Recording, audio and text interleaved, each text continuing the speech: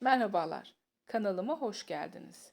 Hem yaz hem kış mevsiminde en çok sevilen hobilerin başında örgü modelleri gelmektedir. Örgü bilmeyen hanımlar örgü desenlerine bakarak örgü örmeyi öğrenmektedir. Salaş, rahat, uzun ve sıcak tutan hırka veya kazaklar bu sene olan trendler arasında yerini almakta. Genellikle bahar ve kış aylarında yelek örgüsü yapımı çok fazla tercih ediliyor. Yelek, kazak, bebek hırkası gibi örülen örgüler çeşitli süslemelerle tamamlanabilir. Yapacağınız atkı ya da yeleklere model koymak ve hoş görünmesini istiyorsanız modellerimize mutlaka göz atın.